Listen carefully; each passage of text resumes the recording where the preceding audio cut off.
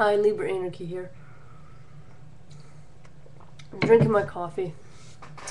I want to talk about a particularly awful TV show I saw today called Demon Exorcist, and it's on Animal Planet. It's awful for a lot of reasons, and I won't go into every single little detail, but basically, instead of a genuine paranormal investigator, I think it's actually staged, but you have some guy trotting out the old urban legends about satanic ritual abuse and satanic cults. And okay, lying about Satanism, sure, that bothers me, but not as much as some of the other stuff. One example of just flat out lies that this guy told is that the tattoo somebody had, a moon and star with 3 teardrops. He said that was a symbol of Lucifer. Now I was racking my brain trying to think.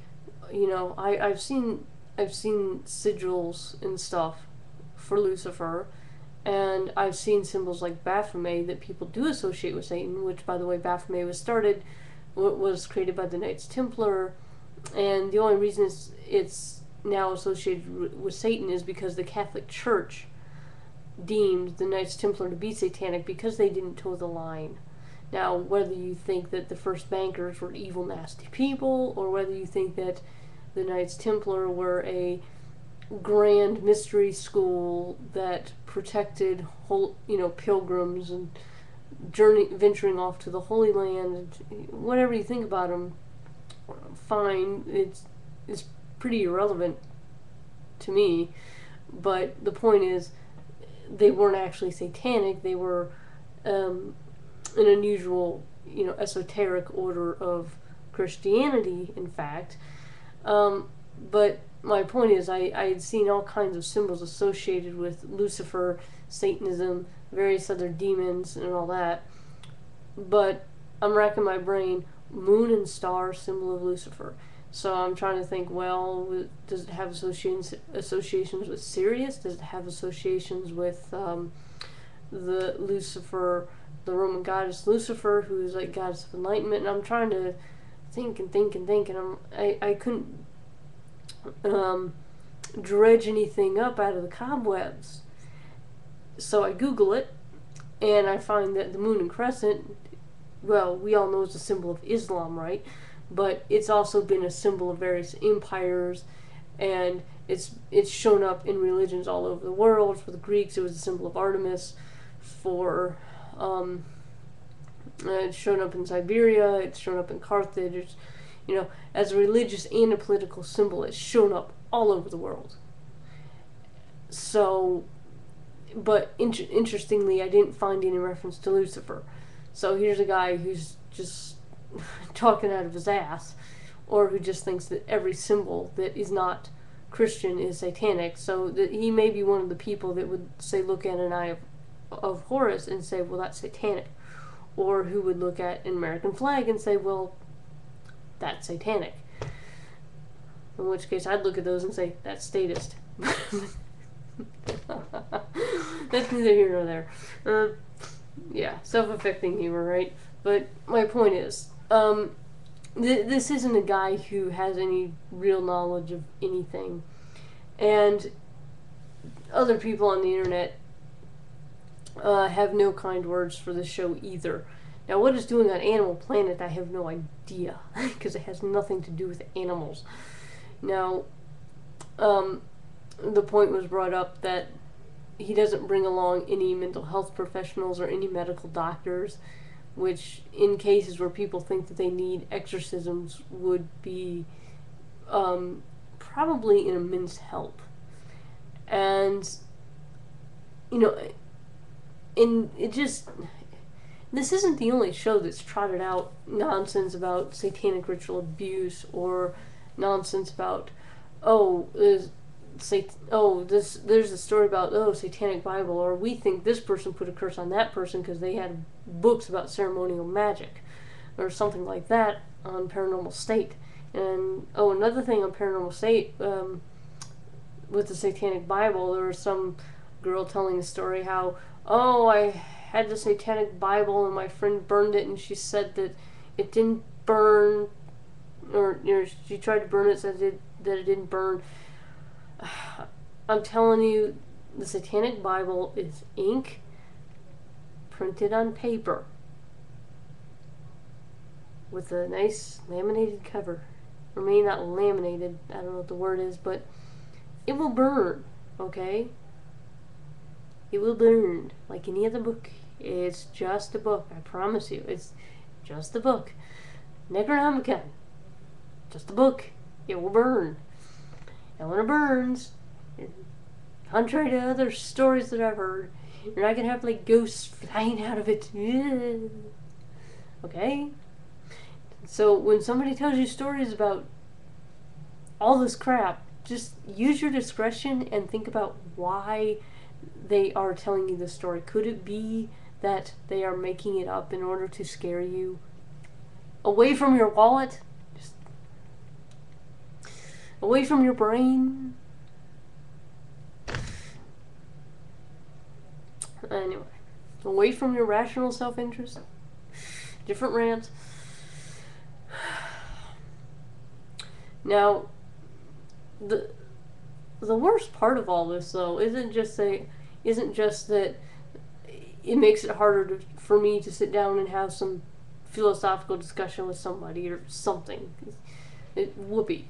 The worst part about all this is there are cases where people genuinely feel like maybe their house is haunted, and maybe they're scared, and maybe their kids are scared. And maybe there is something paranormal going on. That is to say, maybe there are entities or there are phenomenon that we don't yet understand because we can't measure it yet scientifically. And so the best that we have is these folkloric interpretations. The best understandings we have as of yet are more along the lines of what we glean from stories from our great grandparents. And I would really like to see, if these things do exist, I would really like to come to a point where we can measure them and where we can understand them. But so we no longer have to depend on religious understandings. But that's just my thing. Unfortunately, there are people who are scared of these things. They may have a, quote, haunted house. They may feel like not themselves, and they may think they need an exorcism. They may have cases of sleep paralysis where they think something is sitting on their chest. Been there, done that. And it sucks, and I understand how people can be scared. Maybe they think they're being abducted by aliens, huh? And these people need help. And so they would easily, or maybe not easily, they would go to a friend, a parishioner, a parent, maybe to an internet forum. I don't know what to do. I think my house might be haunted. I'm seeing shit in the mirrors, or something like that. And they don't want to be told, well, fuck you, you're crazy, go away. Some other jackass is gonna get bad information from these self-styled paranormal investigators that really aren't, that prattle on about Satan and black magic and all this and they're going to repeat this bad information, and it's going to be completely and utterly useless to people who think that, wow, maybe they are under psychic attack or something like that. Maybe somebody who thinks that they're cursed, it really just needs to work on changing their habits of thinking such that they focus more on the positive than the negative. Or maybe there is some sort of curse, but maybe the way to break that is to assert yourself, and it could be in the form of a spell or a prayer or whatever.